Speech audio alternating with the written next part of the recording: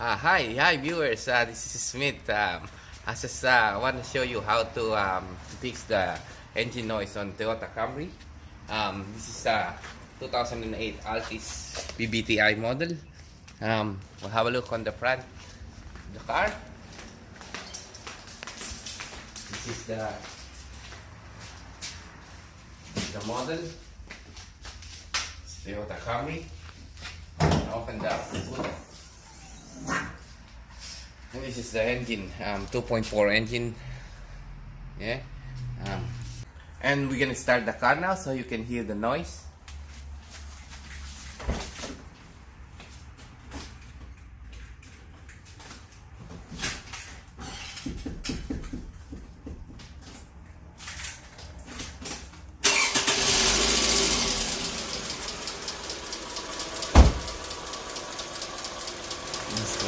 So this is the engine noise. As you can hear, it's a ticking noise. Tick, tick, tick, tick, tick. So the noise is coming from the inside the engine. So I'm suspecting it's a valve clearance. The disc needs to be replaced. So we're gonna open it and see what we're gonna find inside. Start on disconnecting the negative terminal of the battery to be safe.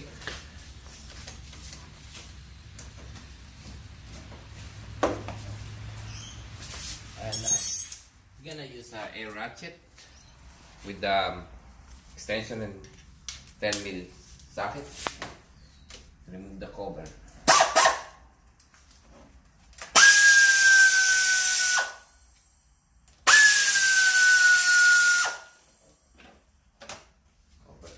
We can undo the electrical harness bracket and all the bolts for the ignition coil.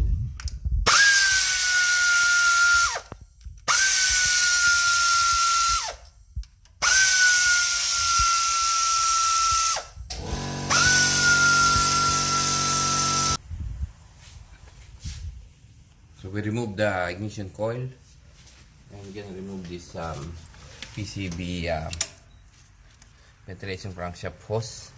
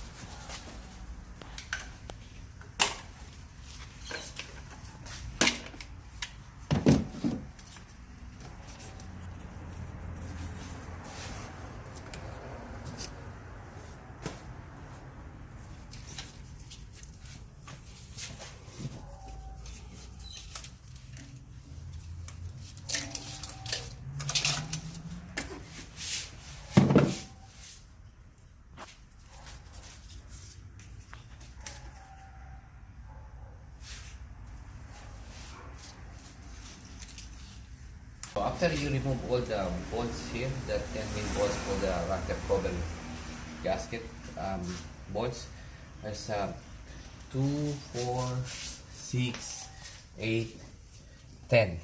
So total of 10 bolts and nuts for the rocker cover.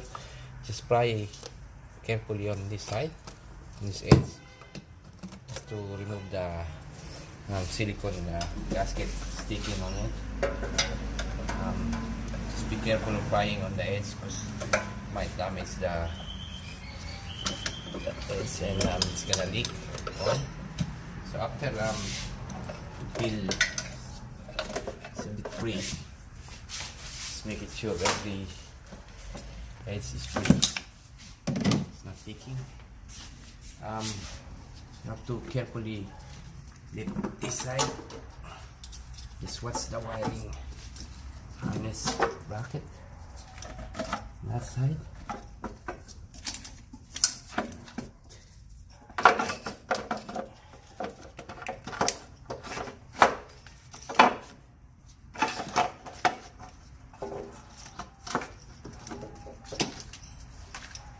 Yep. This is the cover. Just have to move this.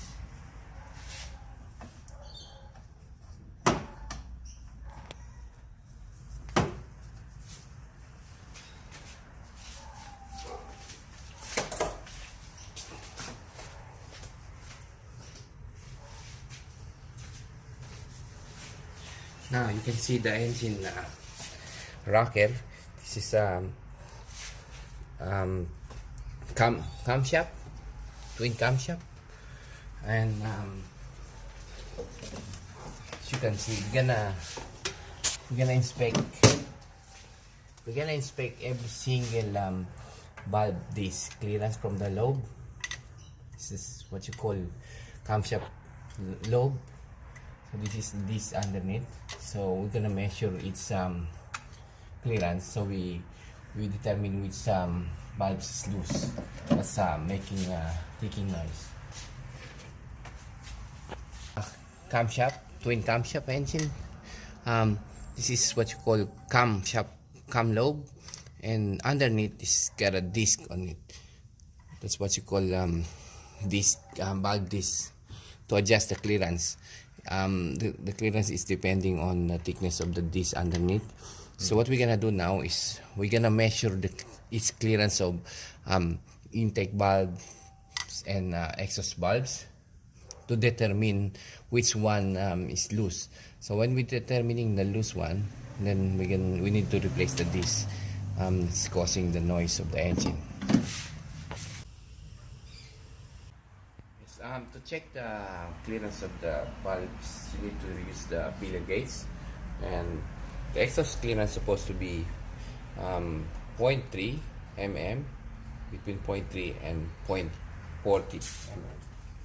So in between that, it's still good.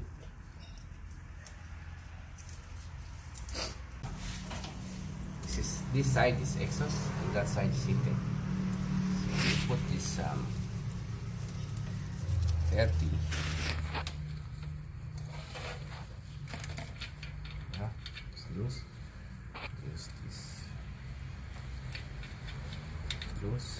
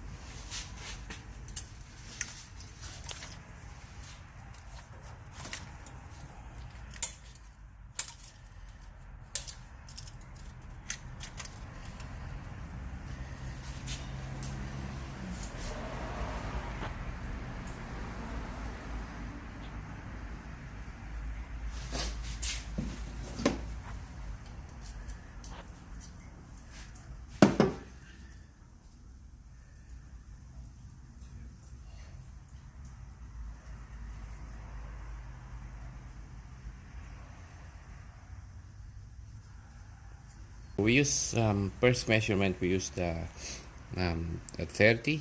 You can see the 30 mm there, and we check it's loose for 30, and we check with the 4.40 mm. Some of them still loose, especially the cylinder one. So what we're gonna do now is we're gonna measure. We're gonna do 45, and once we measure the right clearance, we get the right clearance, then we can determine how much loose the bulbs. So we're gonna do that now. This is 20 plus 15.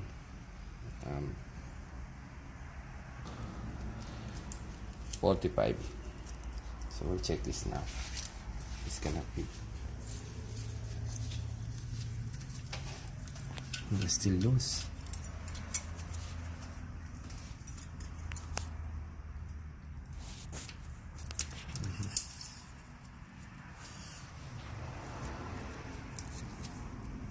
This one doesn't fit. That's good. This one still on spec. The cylinder 2 exhaust. This one is a bit loose. This one's good. This one is a bit loose.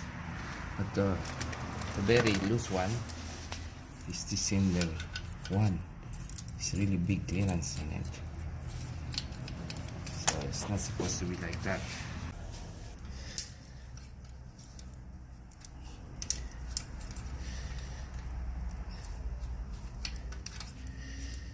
Ito pare ang loose, oh.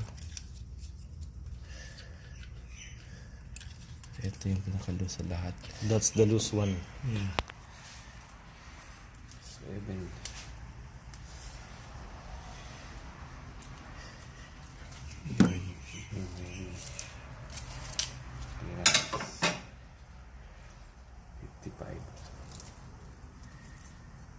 Check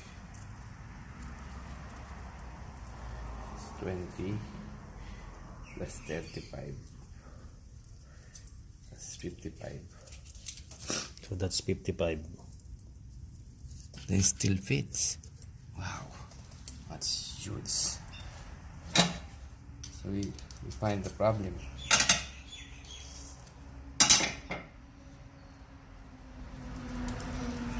So we're gonna check 50 plus 15. That's gonna be 65.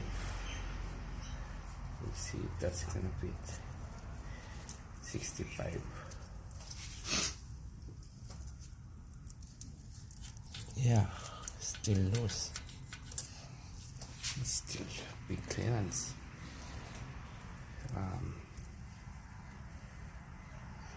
50 plus 20, 60.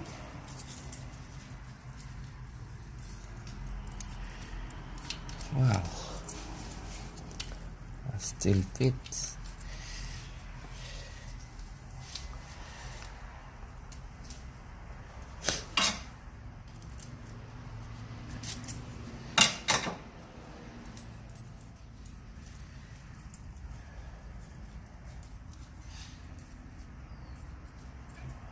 Plus 30, so that's 80.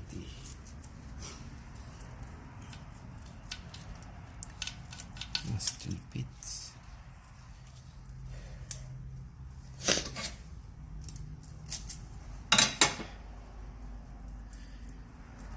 50 plus 40.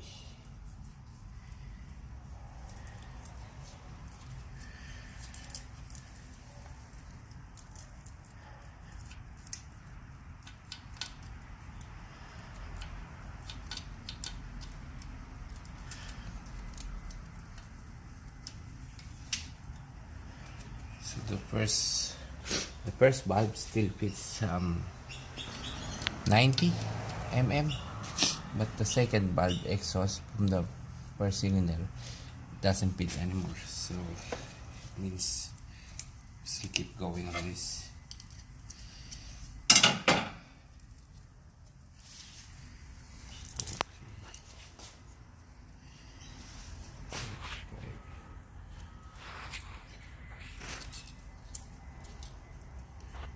Oh, loose. Loose din. Subukan natin ng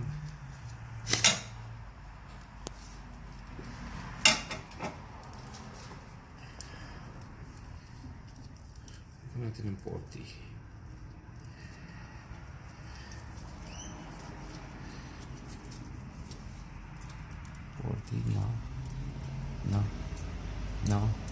No, good. So siguro 35. Napakaliit lang ng out niyan. 35 ang measurement niya. Which is tolerable pa yan. Ito 35. Subukan natin. Kasi maximum 30. Kung 35 lang siya. Ayaw pumasok ng 35. Oh. Sakto lang. Nasa 30 pa siya. Good. Yung 3 and 4 dito. Kailangan ba explain? Ano po yan? You can only measure the bulb clearance once the bulb, the camshaft lobe is towards upwards or sidewards. So you can check the clearance underneath. Otherwise, like this bulb, in this bulb is pointing downward, it means is hitting the bulbs to open, so you cannot measure the clearance. So once we done all the measurement on those bulb that available to measure, like this cylinder 3 intake and cylinder 4 intake, and exhaust cylinder 4 and exhaust cylinder 2 and exhaust cylinder 1, we measure that because the cam lobe is sideways and upwards. Then we know the measurement of these 3 cylinder from the exhaust, and we haven't measured the third one, exhaust, but the intake cylinder we measure the third cylinder and the fourth cylinder, which is still good clearance. This fourth cylinder from the exhaust is a bit out, supposed to be 40 maximum, but one of the bulb is 45.45 mm. But the concern is on the exhaust cylinder 1, which is measurement is 100.6, and the other one is 50.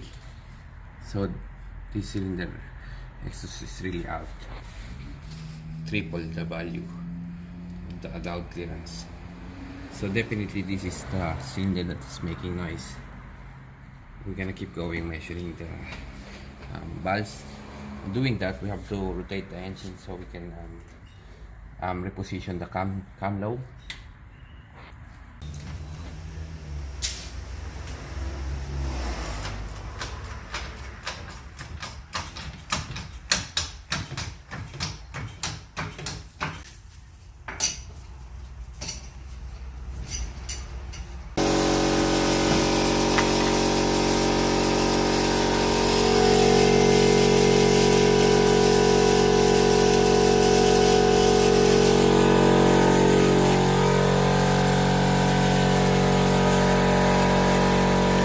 Tanggal na naman yung ano. Tanggal na naman tong ano. Ginawa natin.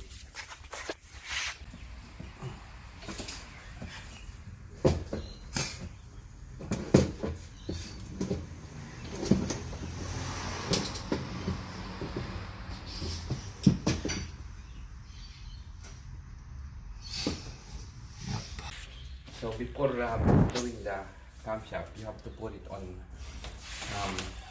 top dead center of cylinder 1. You have to check the timing here. From the pulley is aligned to 0. You can see the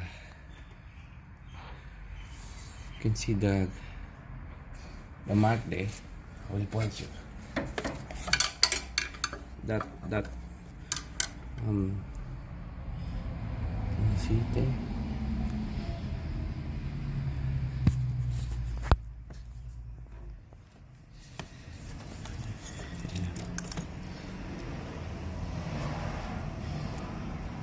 Yep, you see the timing there, the gap, and aligned to the cover there, there's a 0.0 there. And plus, you can see You can check here. What's the timing here? This thing, this mark, line to here. This timing mark here, and this one.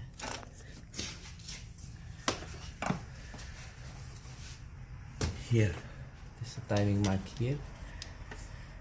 This line to here. So both aligned. Timing here. That dot and this dot here. Line to this. So that's alignment there.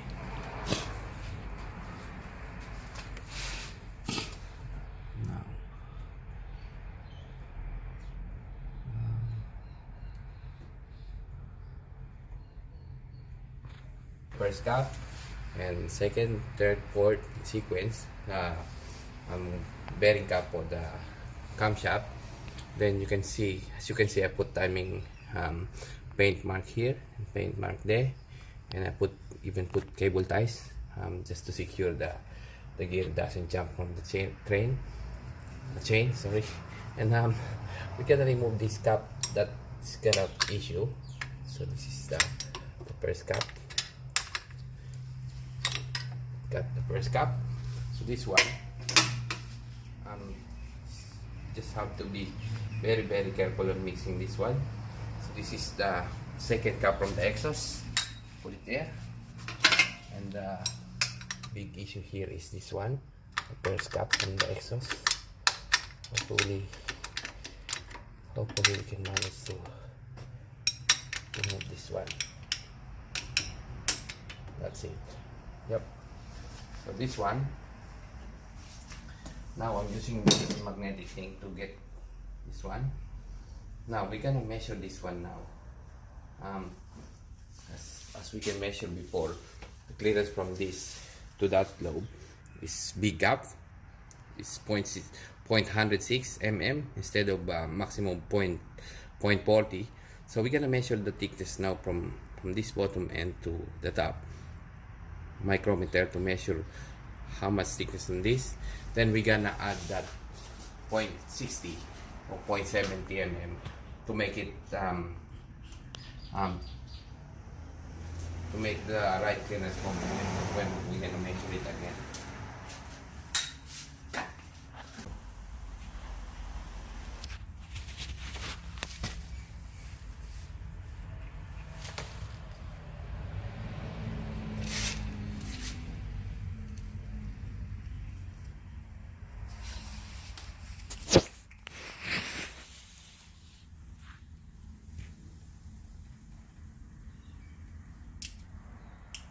When you hear the click like that, then you're gonna go lock this. You can see the measurement from here.